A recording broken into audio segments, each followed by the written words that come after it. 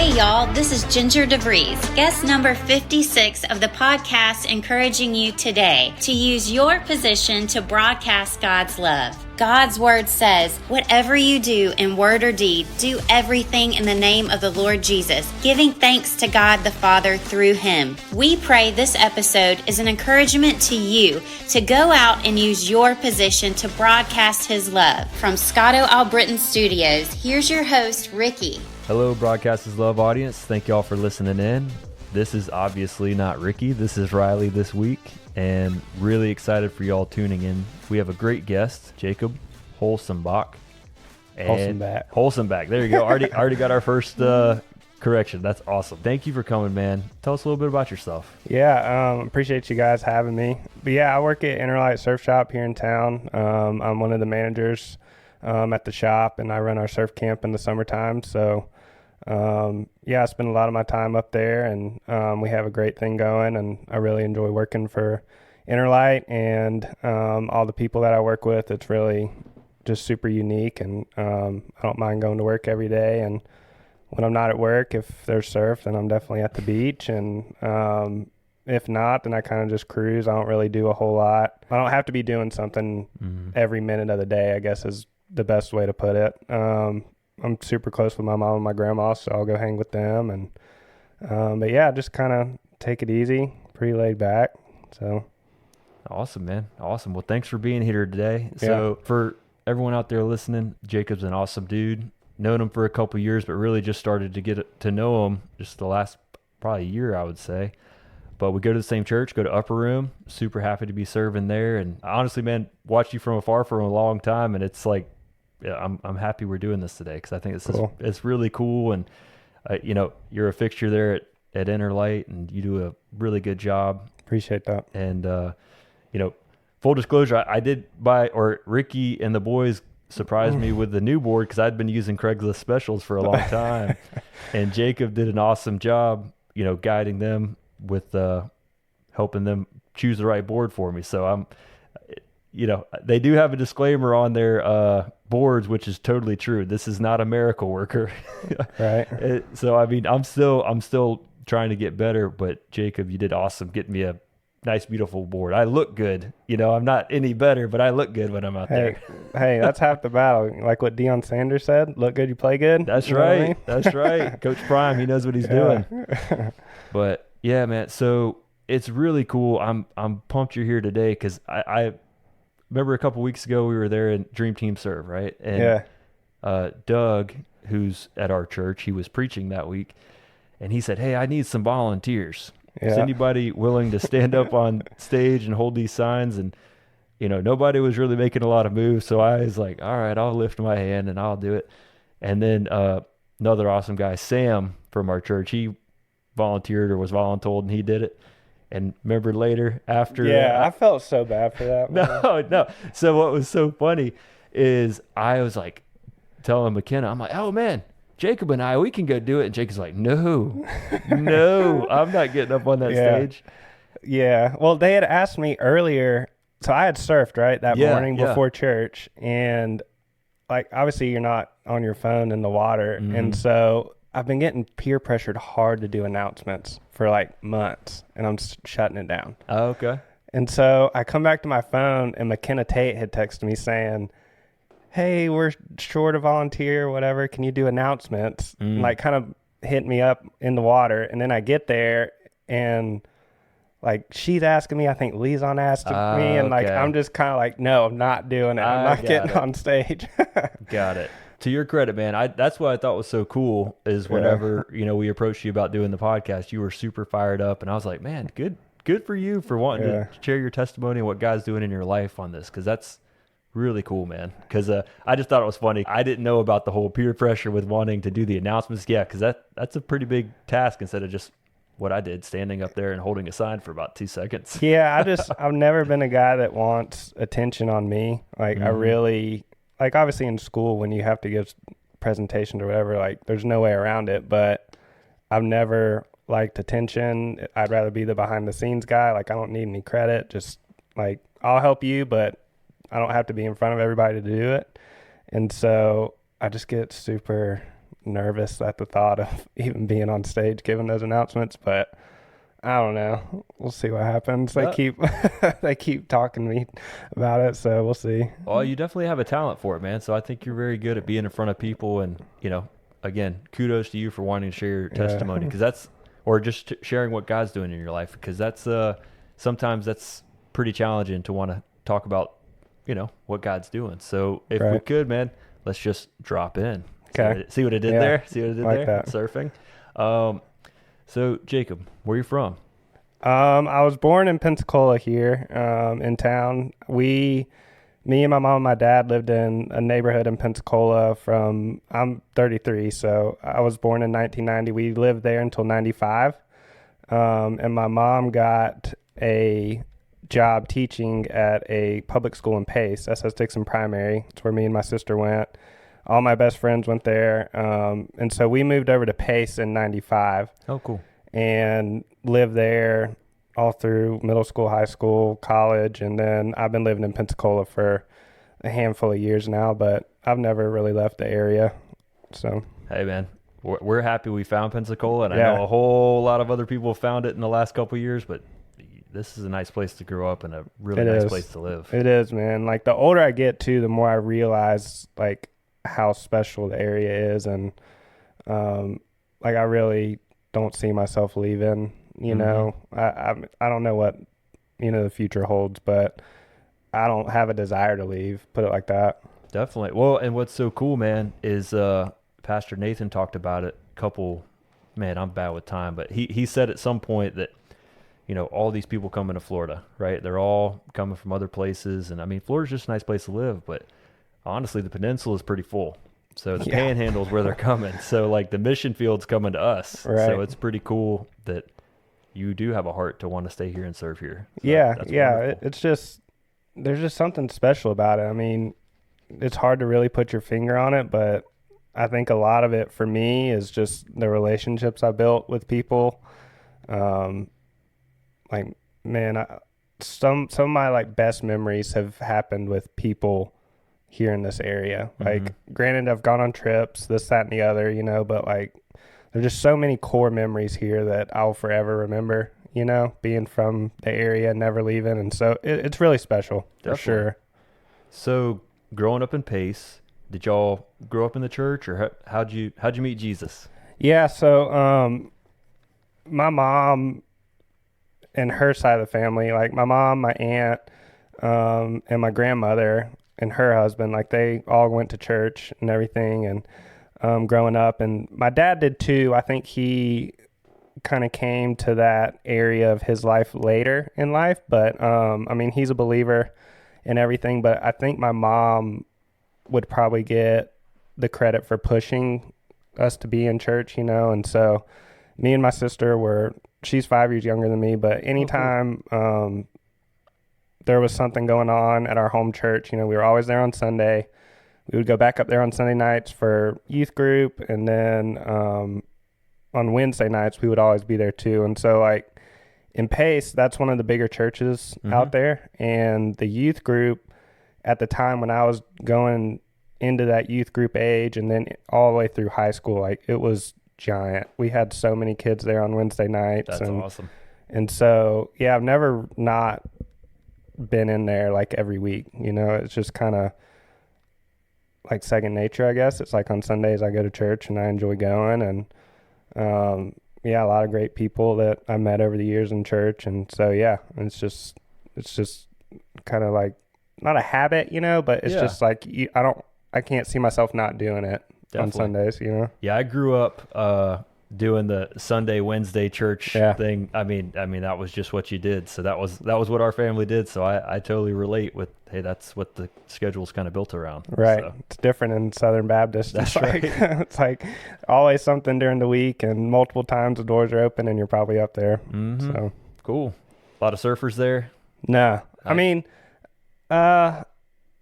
in Pace, you could say, yeah, because like my core group of best friends that I grew up with, and I still talk to them like all regularly here today. They all surfed, but for whatever reason, like I kind of hung out with my neighborhood squad. Yeah. And then they would for some reason I just never got the invite to go to the beach. So I didn't grow up surfing like they did. It was just kind of, we'd hang at school, and then whatever sport we were playing at the time, obviously we're around each other then, but I just never got the invite to go to the beach. So Gotcha. I still kind of hold it against them a little bit. So when'd you get the surf bug? When did that happen? They took me, the first time I ever went, I think I was either a sophomore or a junior in high school. I want to say I was a sophomore.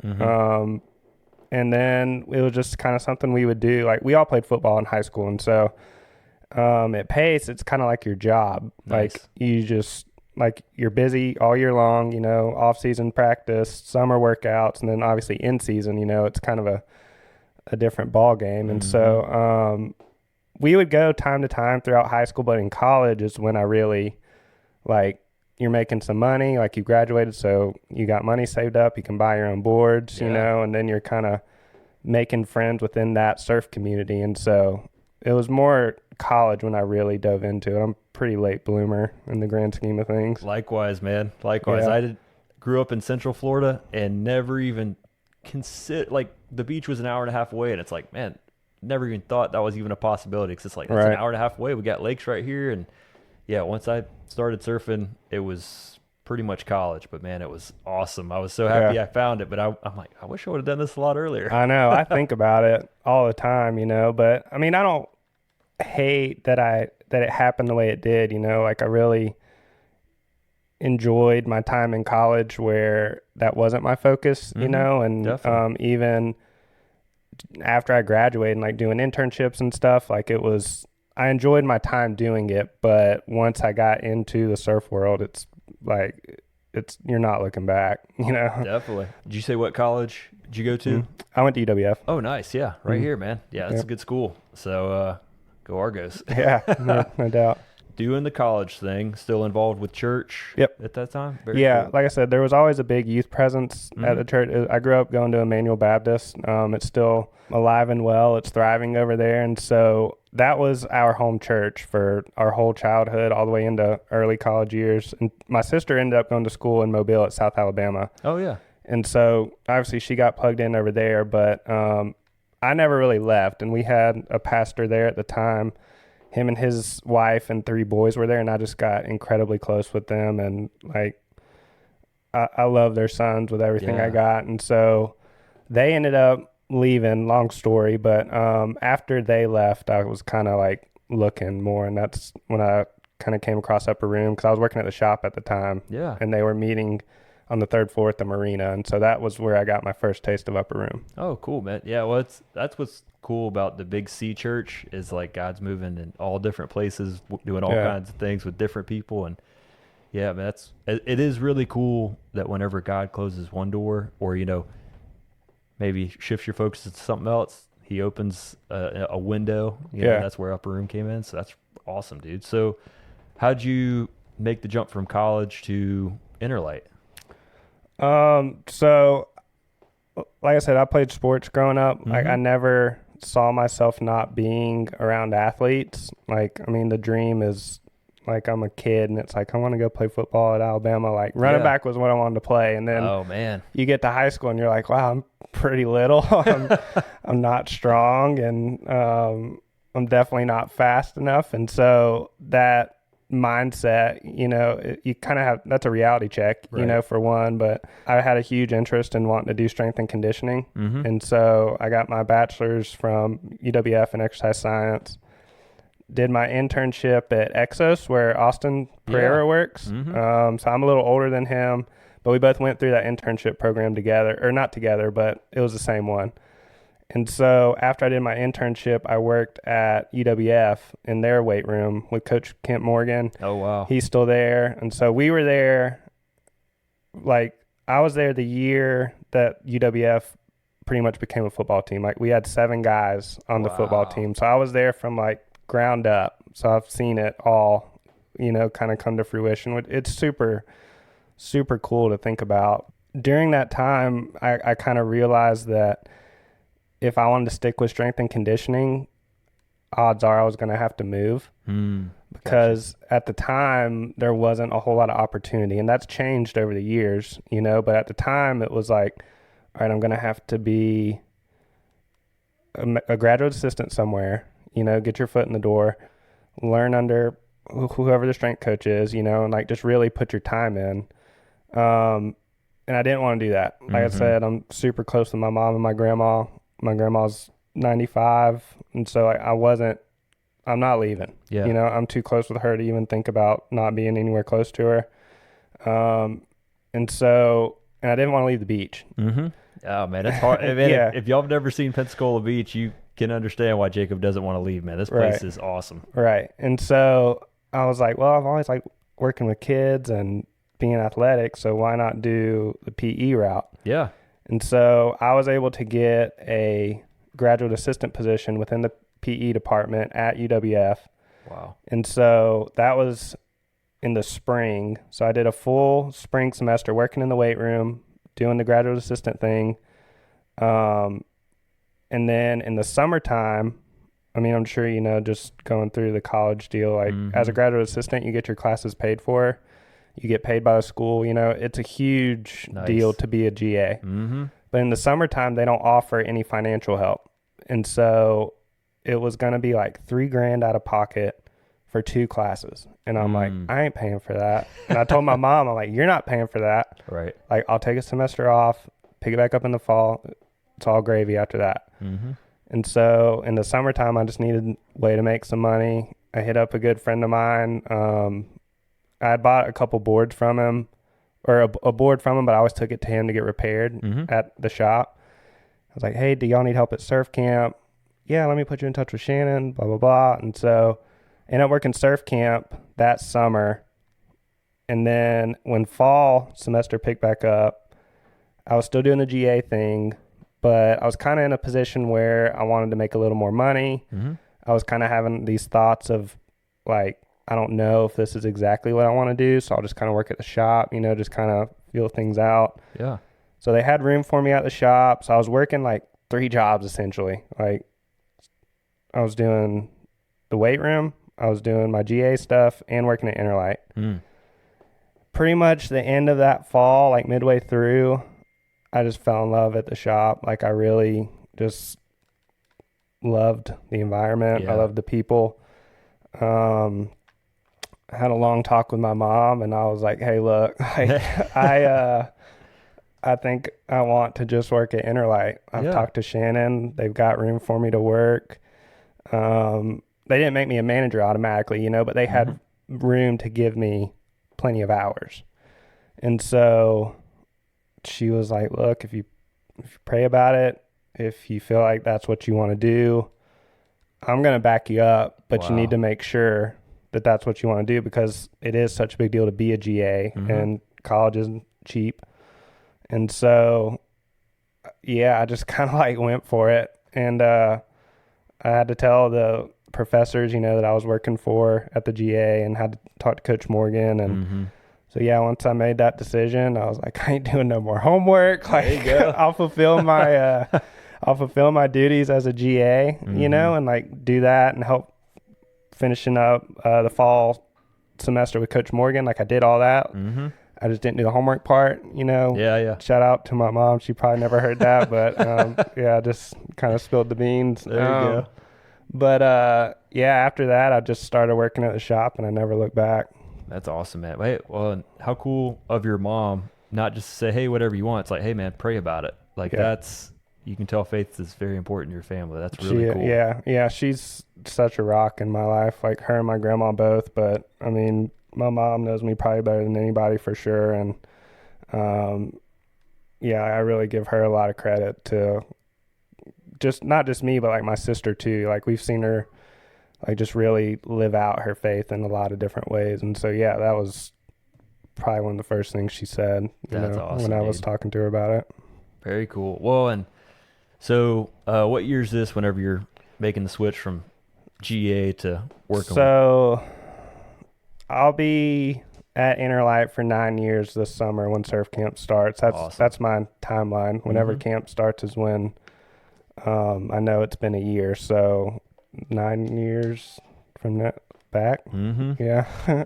Very cool. Well, and I I mean, Innerlight's grown a pretty good bit in that amount of time, I would say, right? I mean, as far as how long's the Destin store been around? We've had a Destin store for several years, Okay. but we haven't always had it in the Destin Commons. Oh, okay. Gotcha. Yeah, so it was just down on Highway 98. I couldn't tell you where. Like, I avoid Destin like the plague. Same. You know, it's it's a nightmare out there in the warm months, and so I'd just rather not fight traffic. But we've had a Destin shop out there, and then once we were able to get into the Commons, when that opportunity presented itself, we jumped on it just because, I mean, if you've been to the area, like, Prime. Destin Commons is prime time to really, like, cement yourself in that little scene over there. Very cool, man. So 9 years, that's pretty impressive.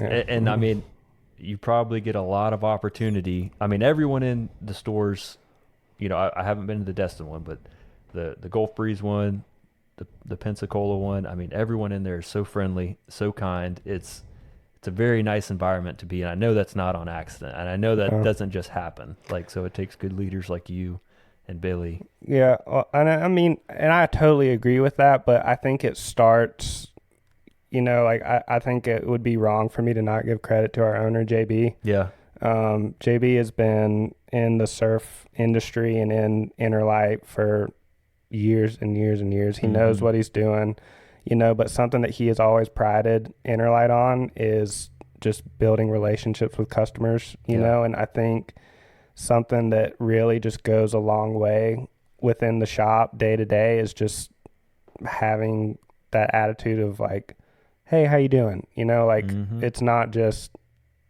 what can we sell you? You know what I mean? Like, how are you doing?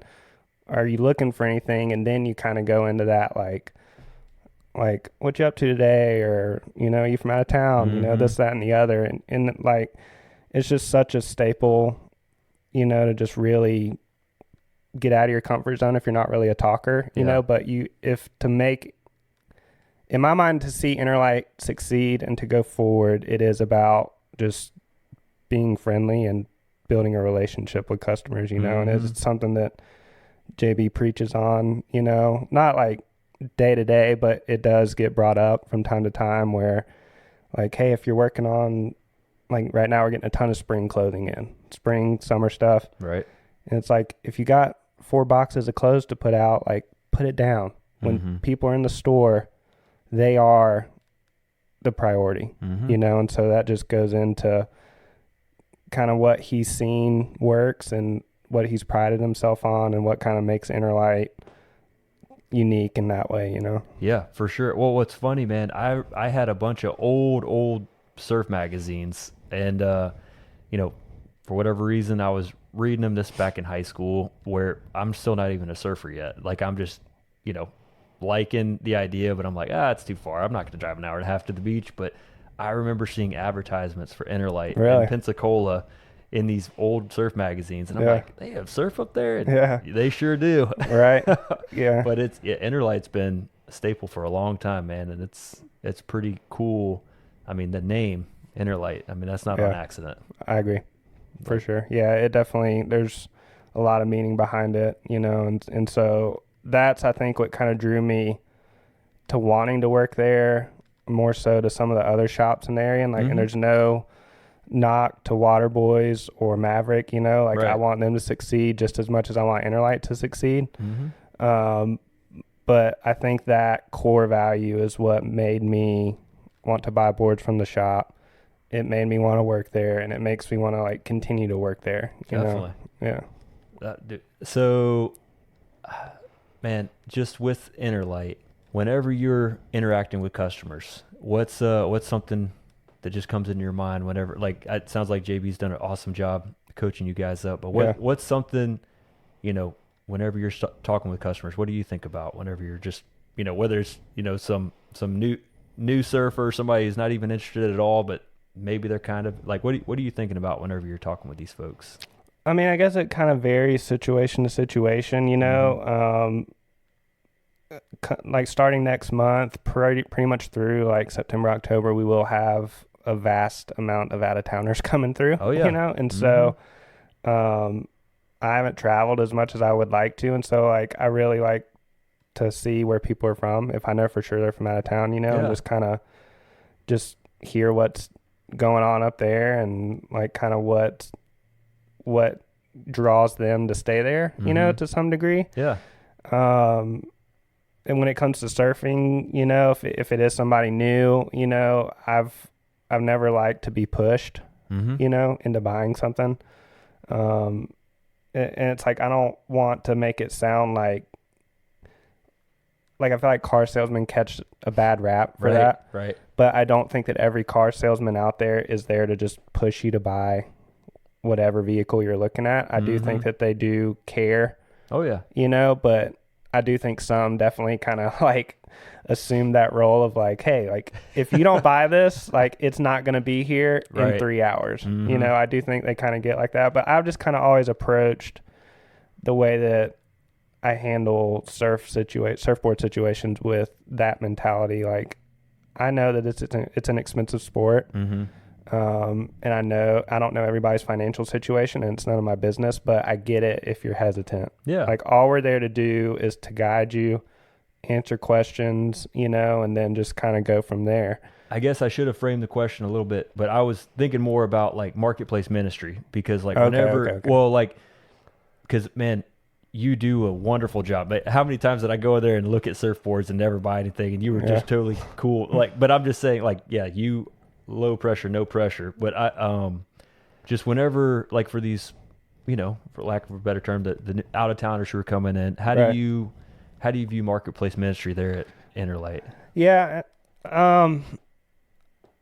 I think when the opportunity presents itself, I definitely try not to shy away from it. You know, I think it is a fine line that you have to walk to some degree. Yeah. You know, but like there's been so many occasions where like I don't know what it is, but sometimes people just like spill their guts to me. I don't know if it's just because of like kind of my demeanor and how I carry myself, but there's been multiple interactions that I can think of over the years where people are just kind of like, blah, blah, blah, blah, this is all happening in my life. Like just like word vomit. Yeah. You know, and like that's a huge opportunity to just kind of like, hey, like let's talk about it a little bit, you know, like I'll step outside with them, you know, and then, you know, just kind of talk a little more in depth from time to time. And so, yeah, I definitely try to take advantage of it. I'm sure, like I know for a fact I've missed probably a lot of opportunities, you know, but sometimes it can be hard too. And I don't want to sound like I'm making excuses, but I feel like it's an excuse. But like summertime at Innerlight is a different world. Oh, I'm sure. Like, especially if you work at Gulf Breeze or the downtown shop or even Destin, where it's just a revolving door of people going in and out. And so it can be hard to really have in-depth conversation about anything when you've got 3 or 4 families that just walked in, and then you got a regular that comes in, you know, and then you got a newer employee that's going to not be as used to the fast pace that we're dealing with. Yeah. And so like you don't even really get to like really talk sometimes as much as you would want to, you know, so it can be a lot to juggle sometimes, but I do try to think about what's going on, you know, and like the fall and winter is a great time for those opportunities to happen because it is a little bit slower, you know, and so when it's there, I try to see it for what it is and then go from there. That's awesome. Well, and that's awesome. That is a great gift that you have that, I mean, most people don't just share everything to total strangers. So that is a great gift that also whenever they are telling you something, you don't just try to fix it for them. It's so easy for us just to want to be like, oh, that's all you have to do. Just pray to Jesus and it'll be all better. No. Especially as guys too. Yeah. You know, I think that's kind of like the first thought is like, how can we fix it? You know, and sometimes that's not the way to go about it, you know? Yeah, man. Well, kudos to you for having that gift. That's awesome. Really cool. Overall, I mean, I'm just happy you're here, man, because you were awesome. You were always a rock steady dude there at Upper Room and doing really cool things there. Do you do anything with Christian surfers with that ministry? Here and there. I mean, we've been meeting at Lizon's house. It's a super small group. And Lizon is, for those that don't know, he's the head of Christian surfers for this area. He's super involved within that ministry. You know, I know he's got Zoom calls every week with multiple I guess you could call it board members, higher ups. Yeah. And so I think he would probably want me involved more. Yeah. No, I just was curious because I started out involved with it, and then it's, having kids and stuff. It's just like, well, I'm not really. I say started out involved. I think I went to like 2 things. Right. So barely a member, but it was really cool the little bit I went to. So. Yeah, and they do a really good job. Like, yeah. I think Lizon and Adam and his wife Dana, I think that they really, I think that their heart's in the right place, and I think that they do try to reach as many people as they can, and it's just cool to see the mentality that they have with it, like they really put others first and just try to make it happen, It's really cool. Definitely. Sure. When's surf camp? I think we're starting in late May. We haven't released dates yet. Yep. We're going to do the sign-ups at the end of February. We're going to open that door for it, and then it'll be, I think last week we did 9 or 10 weeks, so it'll probably be something similar to that. Cool. Yeah. Got to get my kids involved with Come that, on. man. Yeah. All right. So, listeners, y'all need to sign up. Yeah. Get down here, get some stuff at Innerlight, see Jacob, and then let's do surf camp together. It sounds like a lot of fun. So, Jacob, what's one verse or one Bible verse or one scripture that's really speaking to you right now, or that God's using in your life? It's kind of been my one that I've had for a couple years now. So when we had our marina shop, one of my best friends, he's the one that actually got me a job at the shop. His name's Alex Leonard. Mm-hmm. He's super creative, and he had this little wood thing. It was just a piece of wood, and it's something, I don't know what it's called, but like he engraved it somehow. Oh, wow. And he had Galatians 5:14, love your neighbor as yourself, and it was just kind of sitting on one of our t-shirt racks. Mm-hmm. And so I remember seeing that over the years, and he and his wife have a leather business. It's called Iron and Grain Leather Company. Oh, yeah. Yeah. So I've gotten a lot of products from them. If you need anything leather related, like definitely look at them. They do a great job, and it's local here in town. He gave me a customized keychain one year. I think it was for my birthday or something. It just had my name on it, but I started using it, and so it kind of like got worn. The metal clasp did. Mm-hmm. And so when I got another one, I asked him to put that verse on it, Galatians 5:14. And it is love your neighbor as yourself. And it's just, I still have it on my keychain now. Like it's probably my second or third one with it now, and I still have it on there. And I kept that wood thing when we moved out of the marina, just so that I can see it every day. And I just feel like it breaks it down into its simplest terms. Mm-hmm. I think that it all starts there, whether you're a believer or not, or even if you're not really like just, if you're not having to love on somebody going through a hard time, it still applies. You know what I mean? It's like you want to walk with somebody through the valley, but you want to be there with them on the mountaintop, and you're still going to love them, and it just, that's one thing that I do think about. Like when you ask me about like conversations within the shop with customers or with employees too,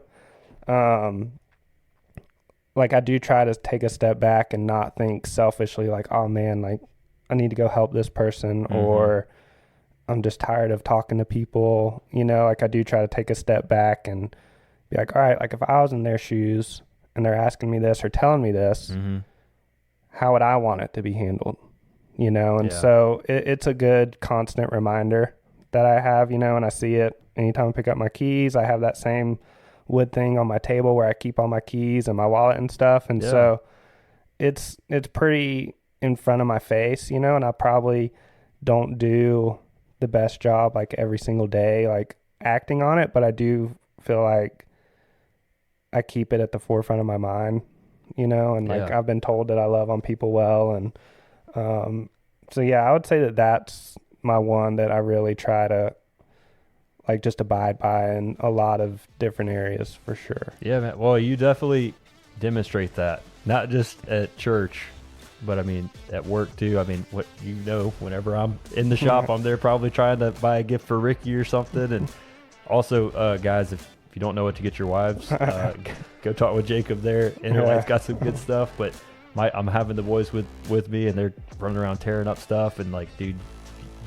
you're just calm, cool, and collected. Yeah, it's like, thanks. You're loving me like you would want to be loved, so it's really cool. Like, you demonstrate it very well, man. Thank you. Appreciate that. But yeah, any closing thoughts you'd like to share with the broadcast family? I mean, I don't think so. Pray for surf. Yeah, looking like Sunday, Monday maybe, and yeah, I mean, we're still in wintertime, so I think there's definitely, it's not flat summertime yet, and so I think we still got a lot to look forward to, hopefully, and yeah. Awesome. Jacob, man, thank you for coming on. No worries. Man, you're awesome. Keep doing what you're doing. God's doing good things through you, dude. Appreciate that. Hey, this is Dustin, one of the pastors at Grace Bible Church in Sebring, Florida. Thanks for tuning in to listen to Broadcast His Love with Ricky Van Stewart. I hope you will also consider joining us on our podcast as well. Our hope is to encourage you, inspire you, and compel you towards a closer walk with Jesus and one another. You can find us on every platform where podcasts are offered by simply searching for Grace Bible Church Sebring. Again, this is Pastor Dustin, and I hope to get to connect with you very soon. Hey, this is Mark Stockland, pastor and CEO for Haiti Bible Mission in Jeremy, Haiti. If you'd like to follow along with what we're doing in Jeremy, Haiti, you can check us out at HaitiBibleMission.org. You can also follow us on Facebook and Instagram. We'd love to get you guys connected with what we're doing in Jeremy, Haiti, and how you can partner with us to live the difference, to help empower leaders to transform communities. God bless you guys, and have a great day. Hey everyone, it's Erica with Glassy Day Studio, where we believe every broken, discarded, and disrupted thing will be reclaimed, restored, and redeemed by the one who created and calms the waves. Glassy Day jewelry is shaped from recycled surfboard resin, and each design is named after a woman in the Bible. And 10% of every purchase supports foster care ministries. Check it out at GlassyDayStudio.com. And thanks for listening. And if this episode has drawn you closer to Christ, please share it with your friends and family, or even one person that might find encouragement in the message and a deeper relationship with Christ.